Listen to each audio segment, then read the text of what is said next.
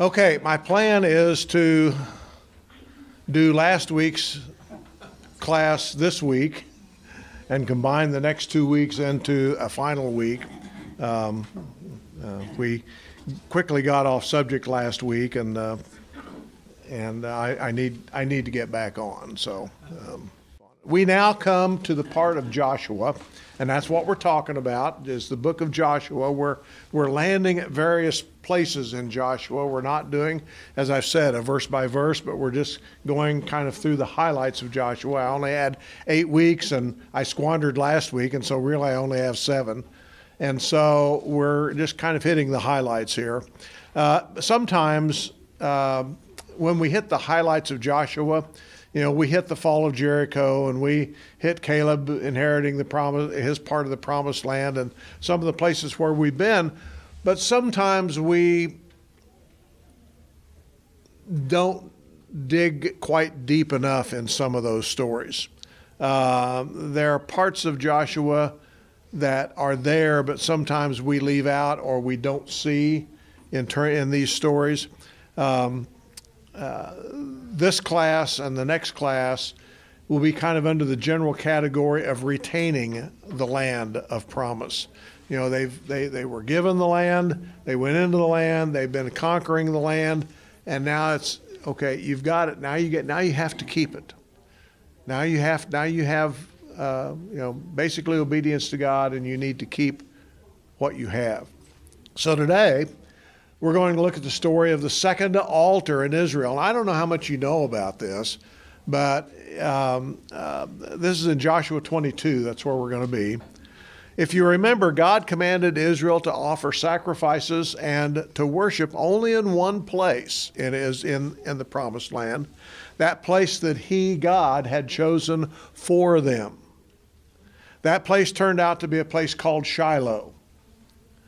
Shiloh is a place to the north of Jerusalem in the inheritance of Ephraim, and Ephraim is one of the tribes of Israel. It wasn't in Judah, it was in Ephraim.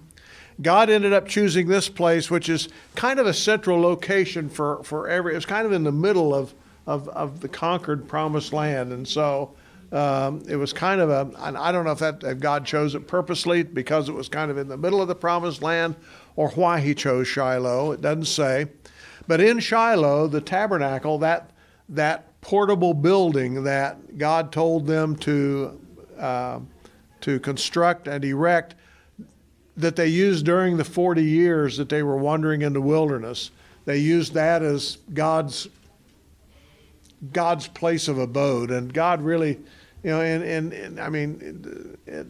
strictly speaking, God didn't dwell in any particular place, but this was their church building, I guess you might say. This is where they met God. This is where, and so they had this portable building erected at Shiloh. This served as a place of worship for probably the next 300 or so years. So it was a multi-generational place. Now, the only problem was that for the tribes to the east of the Jordan River Valley, and I don't have any geography, I don't have any map with me, but if you could recall those maps that are in the back of your Bible, or maybe you've seen them in other places, most of Israel settled between the Jordan River. Let me get this right so I can get it right for you. Between the Jordan River and the Mediterranean Sea. Most of them settled in that part. But there was some of the land that was on this side, the east side of the Jordan River, and there were what they call 2.5 tribes, actually 3, that settled over here on this side. Well, that tabernacle, that place where God said to worship, was over on this side, kind of in the middle of everything. And the fear was that, there wasn't any bridges there. That there was, if you crossed the Jordan River, which was a dividing point there, if you crossed the river, you had to do it on foot. You couldn't, maybe they had a boat or something. I don't know. But there were no bridges. There was no real way to get across, and it was really a job just to get across the river. The Jordan River Valley was filled, for the most part, with jungle plant life. It was thick in many areas. There were lowlands on both sides, and it was really kind of a mess even to wade through the brush and the weeds and all of that to get to the river itself. It was boggy. There were watery areas. Sometimes the river at certain times of the year would be a raging river because of the rains and so on, or the melting snow, that kind of thing. That made travel from one side to the other difficult at best. But because the one altar was over here, these tribes had to cross that river from time to time to offer their sacrifices and do the things they needed to do at the place where God said that they were to do that. It was just tough to do. It was hard to do. Trips to Shiloh were going to be difficult, not impossible, but difficult for those eastern 2.5 tribes. These tribes also might begin to feel kind of cut off from the rest of the other tribes, and the western tribes might well consider the eastern tribes not to be really a true part of Israel. And they might even consider them not to be inheritors of the promises of God. Even though the eastern tribes, if you remember, here's the river, here's the Mediterranean Sea, the eastern tribes during the conquering phase sent army or sent a lot of their guys over to help conquer the land over here, even though they had their land already. And so they considered themselves to be a full part. But in time, you could see how that kind of a division could maybe cause. It's kind of like sometimes just going through a town, a set of railroad tracks can cause an issue from one side of the town to the other. We lived for 15 years in Harper, Kansas, just southwest of here, about 45 miles. The BNSF Railway went through there. The main line from Chicago to L.A., 80 trains a day, 70 miles an hour. And the railroad went through town, went through the north part of town. There was a big difference between what was on the north side of town and the south side, which was the main part. And I know there was because we lived on the north side for 2 or 3 years until we were able to move to the nicer side. On the north side, where there weren't very many houses and so on there, but there were some. There was no cable TV. The cable company would not run a cable across the tracks in order to serve the 15 to 20 houses that were there. There was no city sewer system in much of that area because the city refused to put these pumps that would pump water. They did it totally by gravity. And where the pipes started coming out of the ground, they just stopped it. And so there were several people there that had well water, several people there that had septic systems, even though they lived within the city limits of Harper, Kansas. And it just was not. They didn't grade the streets. The streets were gravel. They didn't grade them like they were supposed to. Grass grew in them, that kind of thing. But on the other side of town, that was all taken care of over there. And so you can kind of see, kind of the same way in Topeka right now, if you stop and think about it. I-70, which goes through the north part of Topeka, you look on the south side of Topeka where the Capitol building is and all that, pretty nice. You go over to the north side and immediately you run into the Topeka Rescue Mission and rundown areas on the north side. And it's been that way, I suppose, for years and years, and probably will continue to be that way. So there was this thing with the river, the Jordan River, where all of the main people were over here between the river and the Mediterranean Sea. These 2 or 3 tribes that were over here on this other side might feel like they were maybe the poor stepchildren, so to speak, of Israel. And maybe Israel wouldn't even recognize them as being part of them at some point in time. So there was this fear of that.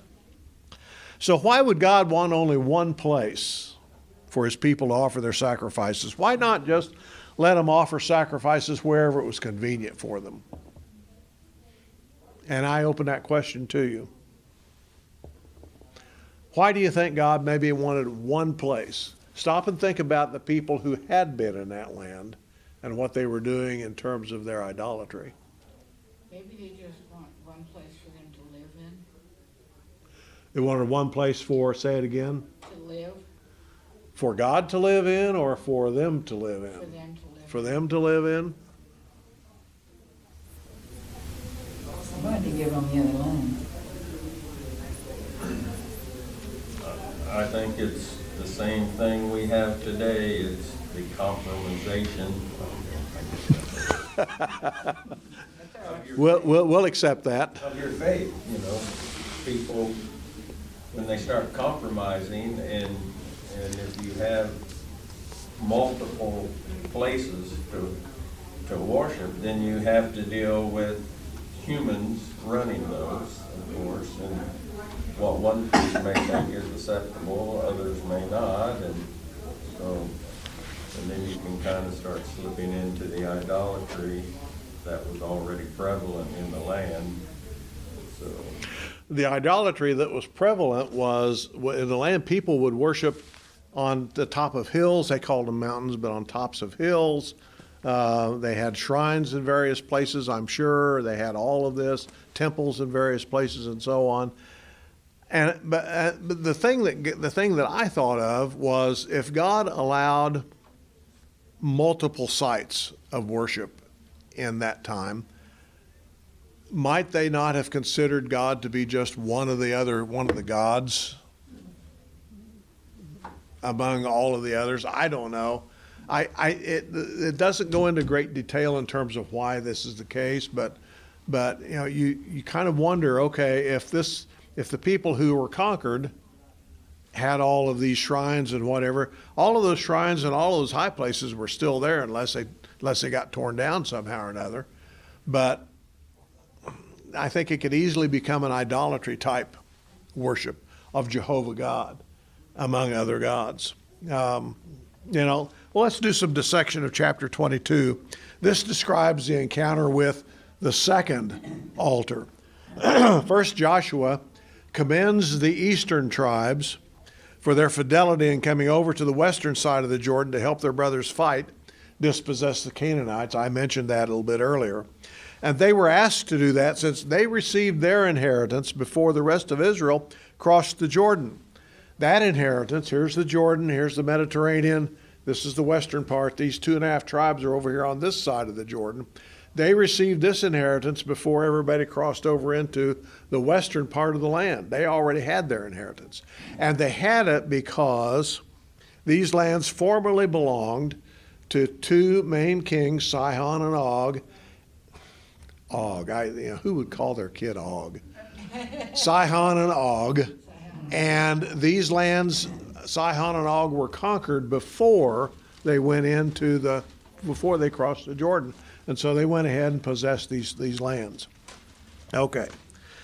Now this commendation from Joshua tells us that the eastern tribes were faithful to God when God asked them to go in and help their brothers dispossess the people out of the land. And so these eastern tribes were faithful to God. They were faithful to Jehovah God.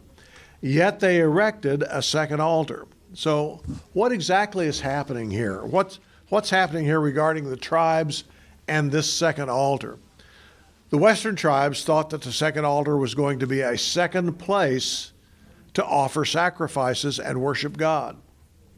They knew that God said only one place, the place where the tabernacle is, that place at Shiloh, that was to be the only place where his presence would be, at the tabernacle. This place at Shiloh was to be the only place where worship would happen in terms of the offering of sacrifices and offerings. Okay, rather than my just discussing this point, I think I'm going to read chapter 22.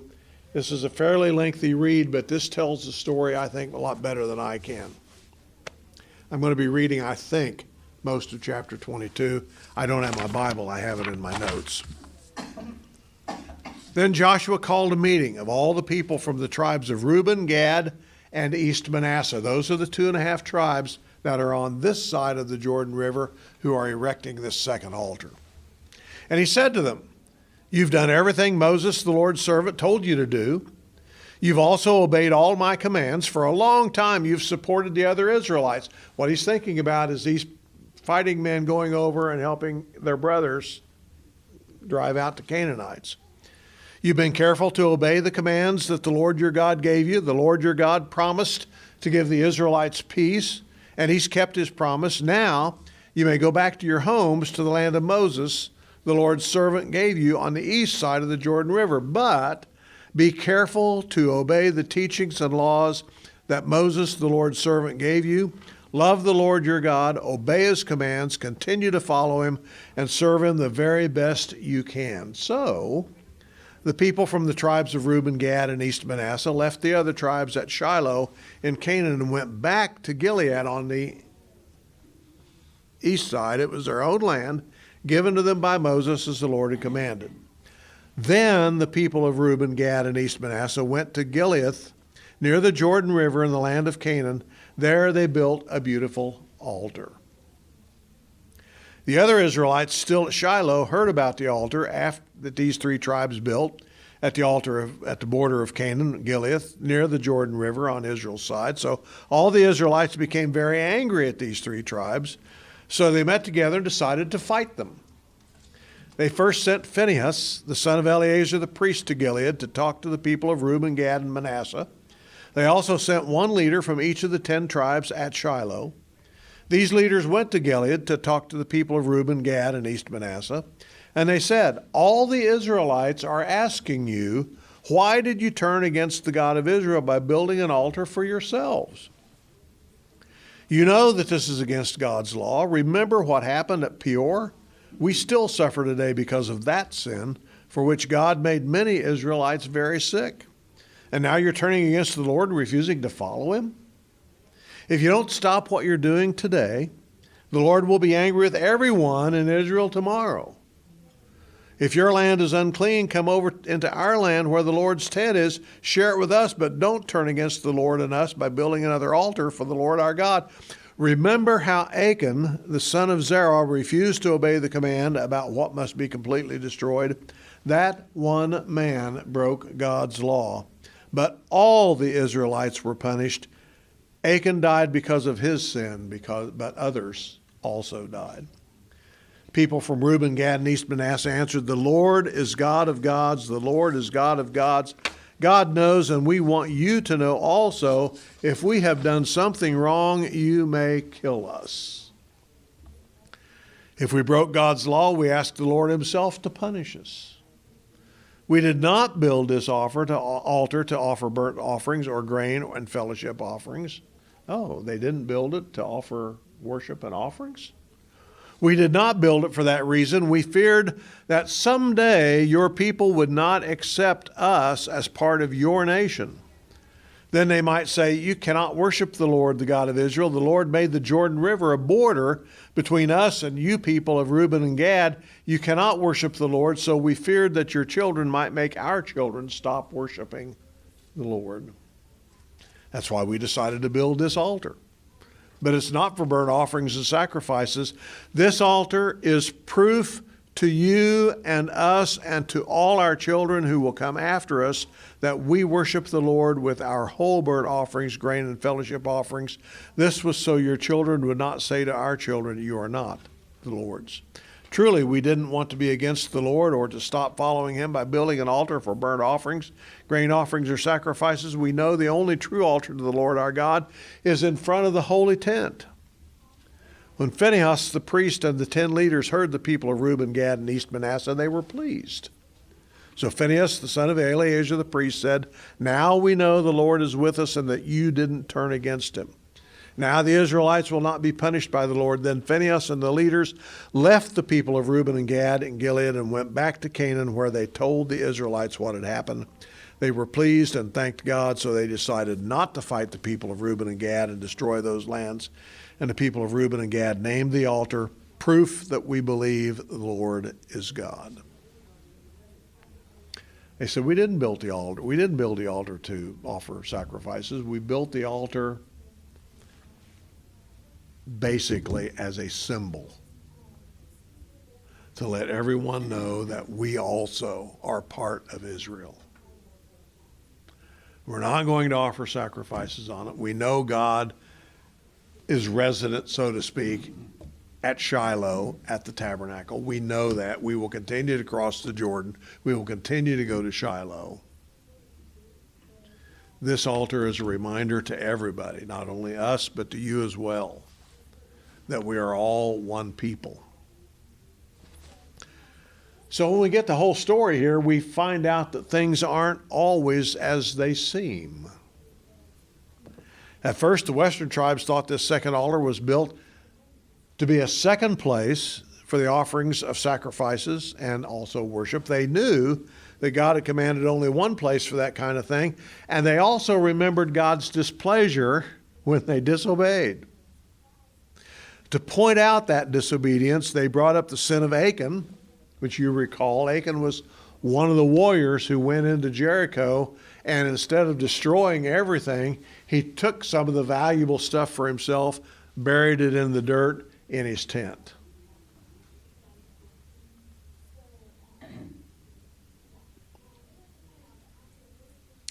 And what happened at Peor? Numbers 25.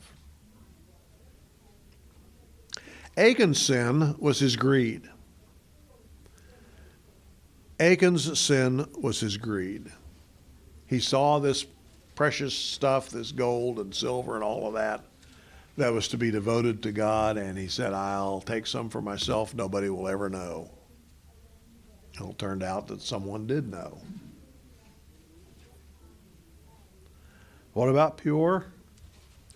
Well, that was the place where many of the Israelites got tangled up with the Moabites who were in the area.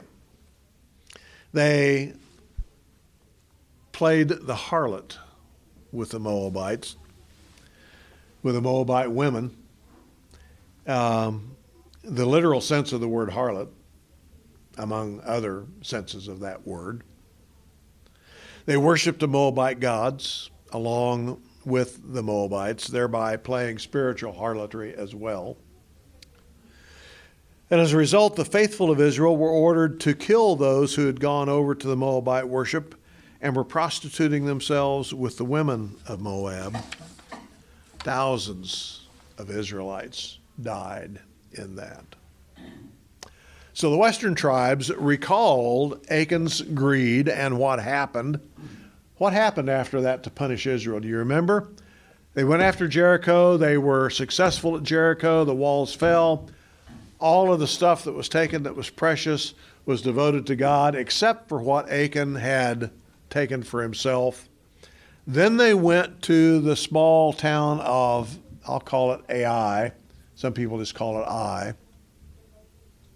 Ai, by the way, this has nothing to do with the lesson. The word Ai, which is spelled AI, is a great Scrabble word.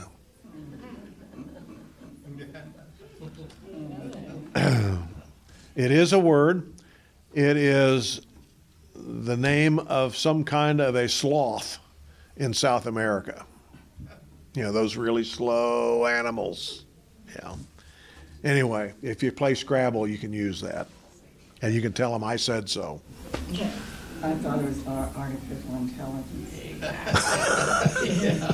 I would agree with you on that. Yeah. But anyway, they went to Ai. They said, oh, this is going to be easy. We don't even have to send all of our army. It's a small town. It's all of this and all of that. They went up there thinking they were just going to take this, no problem, and they were defeated. And many were killed. And Joshua, okay, God, what's going on here? We don't know. You promised us this, and we've been defeated. We've turned tail and we've run. What's going on? And then God said, okay, somebody in your camp did something at Jericho they shouldn't have done. And so they got all that taken care of. They got all that done. They drew lots, by the way, to find out who it was. And evidently God guided the hand of those however it was, the lots that they drew, and they found out it was Achan. And Israel wasn't going to go anywhere until that was dealt with. So that's what happened there. And what happened at Peor, I just told you what happened. They remembered those things. And they said, we don't want this to happen again. You know, we don't want all, I mean, we want to obey God. We want to be right with God here. We don't want to do anything we shouldn't be doing. The eastern tribes then responded to these charges. The western tribes said, you guys are going to build another altar, or you're building another altar, and you're going to worship there, you're going to offer sacrifices there. This is going to displease God. He's going to cause some kind of a calamity to come on us. There's going to be people that die. Not only you who build the altar are going to be punished, but everybody in Israel is. At Peor, everybody in Israel had a part in the punishment. At Ai, everybody in Israel had a part in the punishment, not just those very few people who were involved directly. First thing they said was to acknowledge God as the Lord. They said it twice. The Hebrew right there, and I don't know Hebrew, I'm going by what someone smarter than me is saying. The Hebrew here could just as easily be translated in such a way that the English would be rendered as an acknowledgement that God the Lord is one, that there is but one God, and God the Lord is that one. Jehovah is the God of gods. The Lord is the only true God. They said that twice, these eastern tribes. They wanted to make sure that everyone knew that they still believed that there was just one God. Well, the eastern tribes then tell the western tribes that if they built the altar in disobedience to God, that God himself would take vengeance on him. This altar was not to be for burnt offerings or sacrifices, they say. Instead, the altar was to be a permanent reminder to both the eastern and the western tribes that they were one nation under God, indivisible, with liberty and justice for all.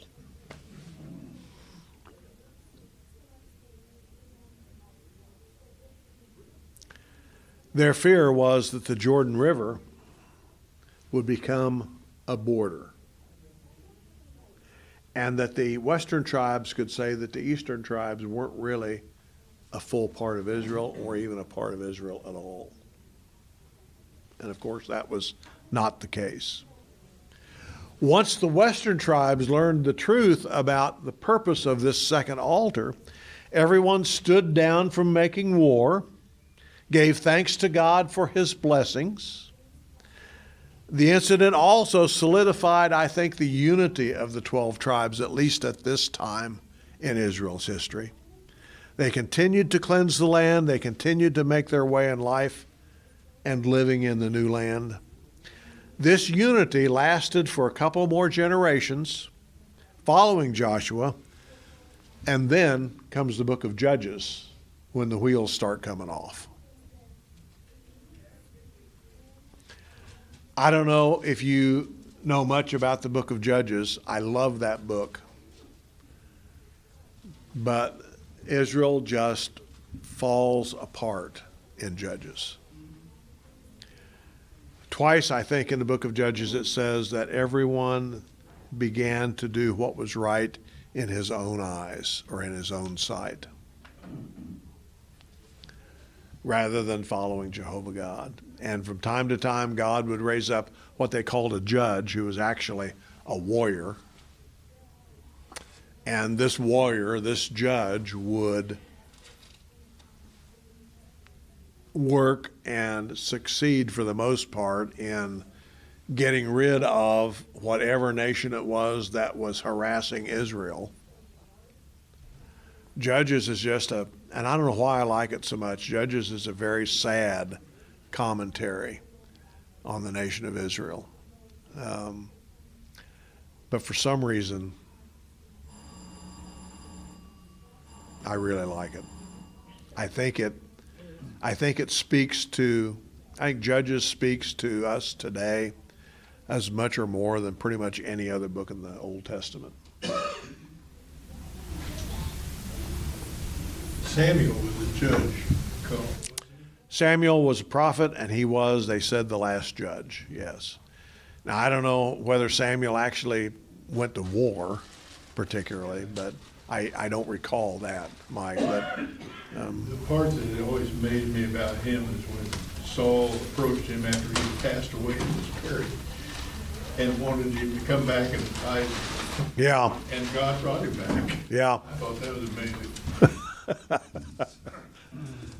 that would have been kind of scary for me. And thinking about this chapter, it makes me think about the church today in that, of course, we wouldn't physically go to war with people who are bringing false teachings into the church and being hurtful to the church. But I do feel that God wants us to, edify each other, and when we see a brother or sisters in the wrong, that we should help each other and bring, try to help bring each other back to God. I agree. I agree with that, especially with this. The thing that sounds kind of strange to me was these 10 tribes that were on this side were all ready to go to war when they went to talk with them to begin with. Yeah. Why not, as you say, okay, what about this? Let's talk about this. Let's get this straight. But I think they were all ready to make war with them. And I like verse 33, says they were glad to hear the report and praise God when the 10 tribes heard that the other 2 tribes really had a good heart, Right. good intentions. Right. They were glad. Yeah.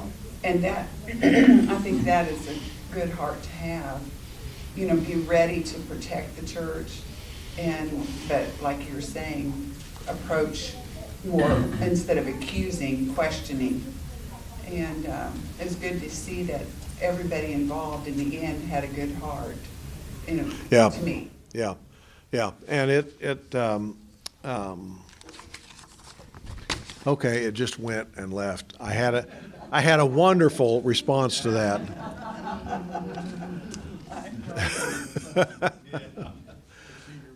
Actually, it just came back. Maybe the Prevagen's working a little bit. It just came back. And well, now it just left again too. So anyway, next week is the last week that I will be here. We'll have Joshua's farewell, the last couple of chapters of Joshua. Joshua gives kind of a final speech to Israel. There are some parts of that I think you will really enjoy. There are some parts of that are scary. There are some parts of that you may not quite have understood up until now. All is not well on the Western Front, even with Joshua there.